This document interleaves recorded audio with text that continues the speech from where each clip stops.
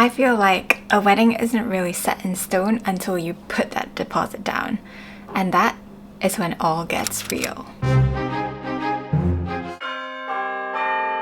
Planning a wedding is a daunting task, and since I've been through it now and did loads and loads of research, I'd love to share my thoughts with you guys, and I hope these vlogs in this series will make your wedding planning process that much easier. I'm going to talk about a few things in today's vlog. First, how to select your venue.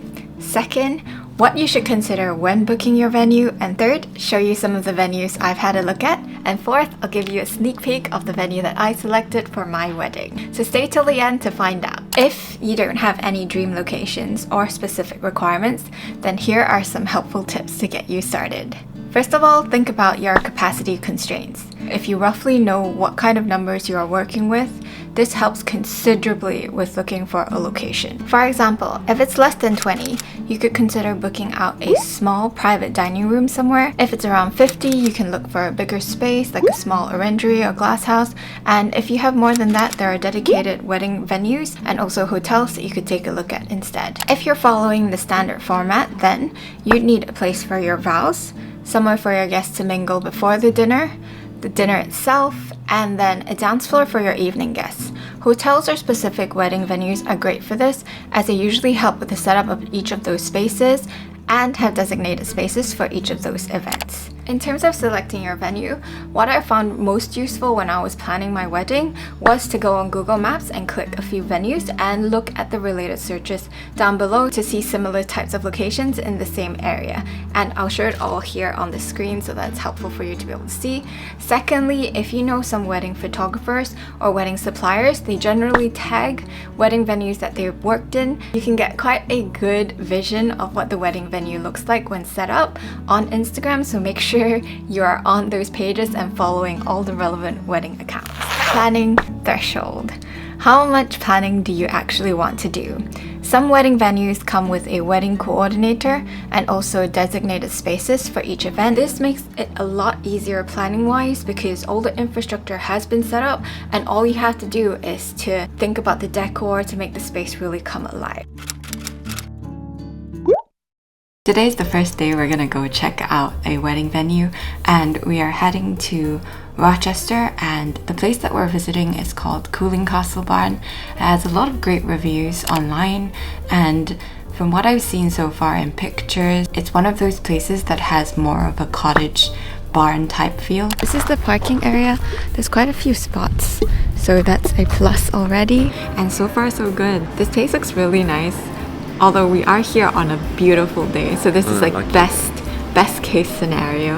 And we're currently in the bar area here. We took a quick walk through the gardens, and I think there's a wedding that's going to go on later today probably. So it's all set up really nicely, and so far it looks really good. So we will give you another update when we're done with this tour. This is the outside. You should choose to have it outside, and if it rains, they can bring you inside the barn.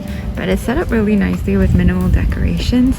And this is the bar area where most of your guests will be most of the time. With regards to the chairs, there's 120 chairs in because everyone will be coming in from the bar area, so this side. This is where you do your vows and then you sign there.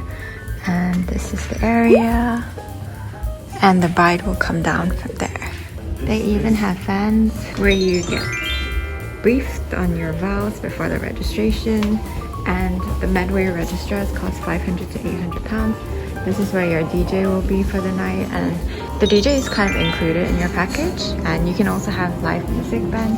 And this is one of the ways you can set up the hall. This is for around 110 packs. It's quite handy to have. Today, The standard. I'm gonna go check out the accommodation. That's the moat here. This is the honeymoon suite, and you can get ready in here for the day. And behind is like the master bedroom, which you have full use of.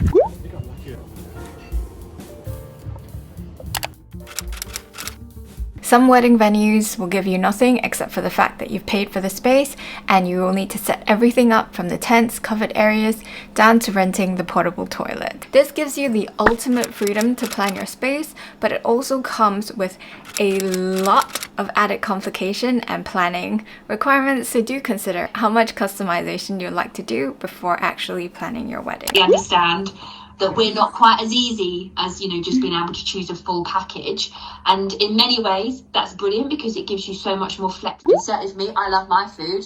I don't think I'd be happy with just, you know, a chicken in a white wine sauce. Budget constraints. There's a huge price range wedding package wise. So once you've decided on a budget, that'll also help you guide your decision in terms of your location selection. You also sometimes have minimum catering numbers for each event, for example your sit down and evening food, so be sure to check those out so you're not caught out. I will cover budgeting in a separate video because there's a lot to say about that. Let's quickly take a look at some of the venues that I visited. Another thing when looking at wedding venues is to check if you're legally allowed to get married there. Registrars can only attend weddings at specific licensed venues.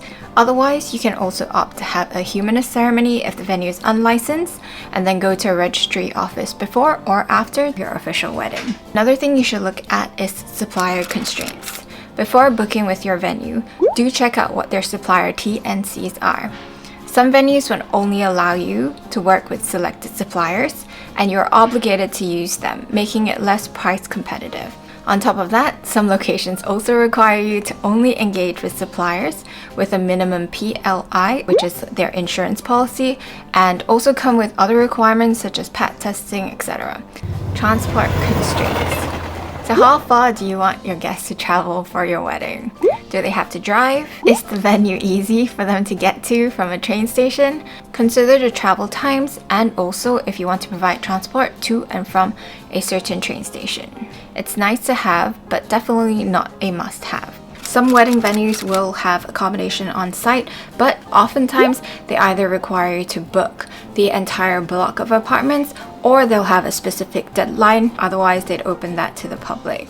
Secondly, and most important for my bride girlies, is that wedding venues oftentimes come with an area for you to get ready, but it comes with a caveat in terms of what time you'll be able to start getting ready on the day itself. This is something to be conscious about, as you really don't want to be rushing your whole getting ready process in the morning. This might also be a negative point, but don't look at the location in the best possible scenario, but look at it in the worst. Well, this usually just means weather-wise. If you're looking to do an outdoor wedding, make sure that you know what your alternatives are if the weather does not cooperate with you.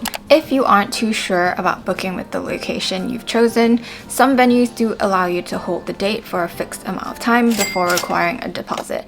This is really useful for you to give yourself some time to think it through, because this is quite a big commitment. Also check what their cancellation policy is, deposit requirements, and also payment terms. Don't be pressured into signing there and then.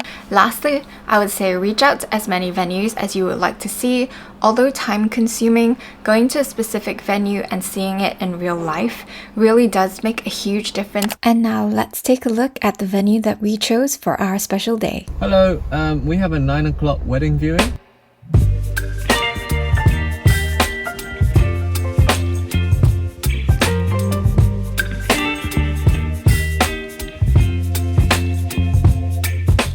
I am now at the tube station to see what my guests are gonna feel like when they head to my wedding, and I like that it's on the central line, but it kind of feels like in the middle of nowhere, but I think it's a lot more convenient than the other location we picked.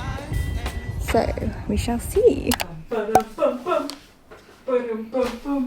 Guys, we are doing it! It's a transaction. No, but it's not just a transaction, it's a confirmation. I'm actually really nervous. I don't know why. We are sure? 100% sure? Okay, once we make this bank transfer, it's gonna kick everything off. So it's a big deal, Ian. Okay guys, so we've picked our location, and now it is time to plan everything else. I'm actually kind of excited, but this guy, no feelings. But you know, that's what I said. When you first start wedding planning, you have to set expectations with your partner on how each other are going to feel. So I'll bring all the hype, he can bring all the money. Kidding. But yeah, we booked our location. I'm not going to lie to you and say that wedding planning isn't stressful, because I did have moments where I did break down, i.e. like this. We just put in the deposit for our wedding date, and I thought I'd be really happy, but I think I'm a little stressed. I'm over my little breakdown. I will look back on this, and this is the worst I'll ever feel. But in the end, for me, everything was worth it, so hope you guys are hanging in there. Lastly, congratulations again on your upcoming big day, and I hope this video has been useful for you. Feel free to drop me any questions in the comments below, and I'll see you in the next one. Some kind of